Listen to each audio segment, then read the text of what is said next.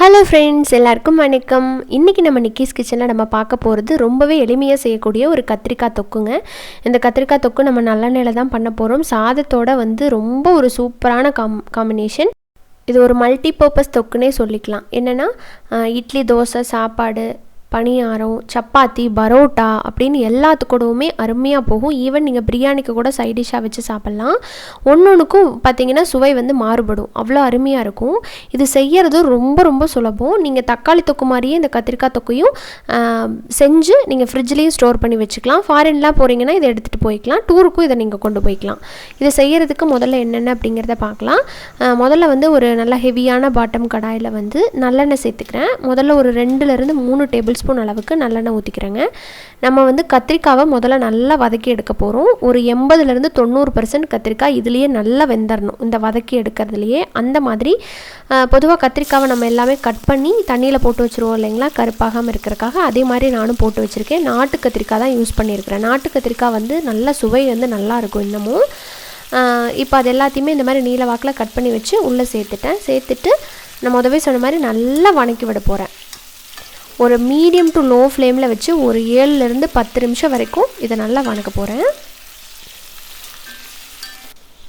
So இப்போ பாருங்கள், கத்திரிக்காய் நல்லா அந்த மேல் தோல் எல்லாமே நல்லா சுருண்டு நல்லா வெந்து வந்திருக்கு. உங்களுக்கு பார்த்தாவே தெரியும் வெந்திருக்கிறது. இப்போ இந்த எண்ணெயை நம்ம வடிகட்டி ஒரு பிளேட்டுக்கு மாற்றி எடுத்து வச்சுக்கலாம்.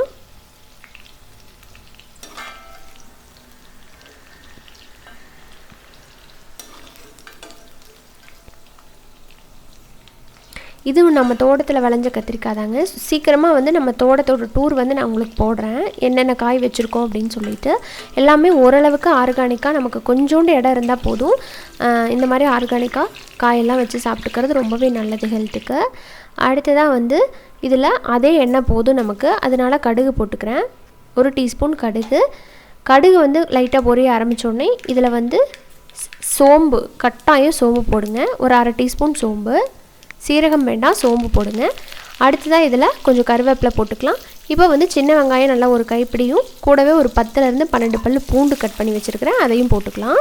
இந்த பூண்டு கண்டிப்பாக சேர்த்தணும். அதே மாதிரி சின்ன வெங்காயம் சேர்த்தணும். இது ரெண்டுமே இந்த தொக்குக்கு நல்ல ஒரு ஃப்ளேவர் கொடுக்கும். எனக்கு சின்ன வெங்காயம் கிடைக்கல அப்படின்னு சொல்கிறீங்க அப்படின்னா நீங்கள் பெரிய வெங்காயம் சப்ஸ்டியூட் பண்ணிக்கலாம், தப்பில்லை. நான் பெரிய வெங்காயம் ஒன்றும் கூட சேர்த்துக்க போகிறேன். ஏன் அப்படின்னா இதில் லைட்டாக அந்த ஸ்வீட் ஃப்ளேவர் வரும் இல்லைங்களா, கொஞ்சம் இனிப்பான அந்த ஒரு ஃப்ளேவர் வர்றதுனால இந்த தொக்குக்கு அதுவும் ஒரு நல்ல டேஸ்ட் கொடுக்கும். அப்படிங்கிறதுனால மீடியம் சைஸில் ஒரே ஒரு சின்ன வெங்காயத்தையும் போட்டுட்டு இந்த வெங்காயம் பூண்டு எல்லாமே நல்லா பொன்னிறமாக வதங்கணும்.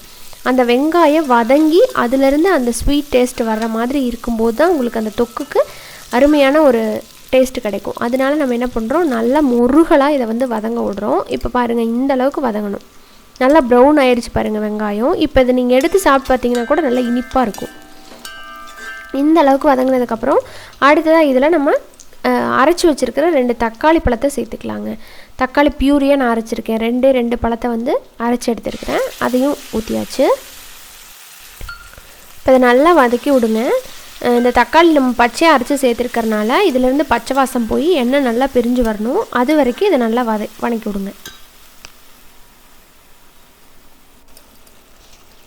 இப்போ பாருங்கள், ஓரளவுக்கு அப்படியே நல்லா வணங்கிட்டுருக்கு. இப்போ இந்த டைமில் கொஞ்சம் மஞ்சப்பொடி போட்டுக்கிறேன்.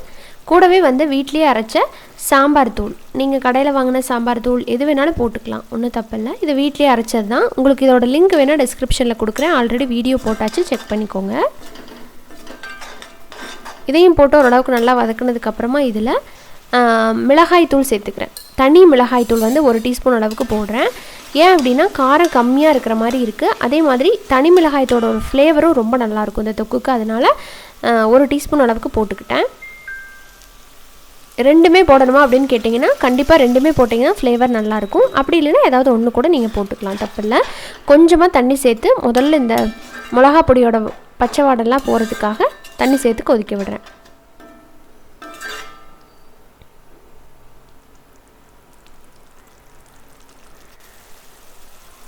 இப்போ பாருங்களேன், நல்லா எண்ணெய் பிரிஞ்சு வந்திருக்கு. இப்போ இந்த டைமில் நம்ம வணக்கி வச்சுருக்கிற அந்த கத்திரிக்காவையும் எடுத்து உள்ளே சேர்த்துக்கிறேன். கத்திரிக்காவை சேர்த்துட்டு இந்த மசாலாலாம் அந்த கத்திரிக்காயில் நல்லா கோட்டாகி நல்லா வேகணும் இல்லைங்களா, அதுக்காக இப்போவே சேர்த்து வதக்கி விட்றேன்.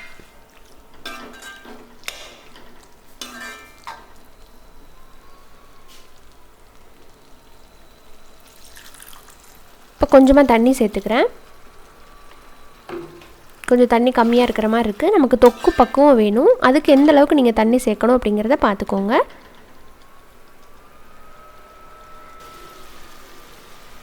இப்போ இதில் தேவையான அளவுக்கு உப்பு போட்டுக்கிறேன். காயில் நல்லா பிடிச்சி வேகணும். அந்த கத்திரிக்காய் நல்லா வேக வேக அப்படியே வந்து கரண்டிலே வந்து மசிச்சு விடுங்க. முழுசாக நமக்கு இருக்கக்கூடாது. தொக்கு அப்படிங்கிறனால ஃபுல்லாக கரைஞ்சிட்டாலும் பரவாயில்ல. இப்போ இதில் கொஞ்சமாக புளித்தண்ணி சேர்த்துக்கலாம். புளித்தண்ணி சேர்க்கும்போது உங்களுக்கு வச்சு ஸ்டோர் பண்ணுறதுக்கு கெட்டு போகாமல் இருக்கும். அதே நேரத்தில் டேஸ்ட்டும் ரொம்ப நல்லாயிருக்கும். ஒரு சின்ன எலுமிச்சம்பழம் அளவுக்கு புளி எடுத்து புளித்தண்ணி சேர்த்துக்கோங்க. நான் இன்னும் கொஞ்சம் போல் தண்ணி சேர்த்துக்கிறேன். தண்ணி சேர்த்துட்டு இதை நான் மூடி வைக்க போகிறேன். இது நல்லா வெந்து வரட்டும். இப்போ பாருங்கள், கொஞ்சம் நேரத்துக்கு அப்புறம் எண்ணெய் நல்லா பிரிஞ்சு வெந்து வந்திருக்கு. இப்போ இதில் கடைசியாக 1 டீஸ்பூன் அளவுக்கு நாட்டு சர்க்கரை சேர்த்துக்கிறேன். சர்க்கரை அந்த ஸ்வீட் சேர்க்கும்போது எல்லாத்தையும் நல்லா பேலன்ஸ் பண்ணி சாப்பிட்றதுக்கு ரொம்ப நல்லாயிருக்கும். நீங்கள் சேம் வந்து தக்காளி தொக்குக்கு பண்ண மாதிரி தான். இப்போ எண்ணெய் நல்லா பிரிஞ்சு வந்திருக்கு. இப்போ இதில் கொஞ்சமாக மட்டும் நான் மல்லித்தலை போட்டுக்கிறேன். மல்லித்தலை ஆப்ஷனல் தான், இருந்தால் போடலாம், இல்லாட்டி விட்டுறலாம். ஸோ இப்போ கன்சிஸ்டன்சி பாருங்கள் எந்த அளவுக்கு நல்ல தொக்காக இருக்குது அப்படின்னு சொல்லிட்டு.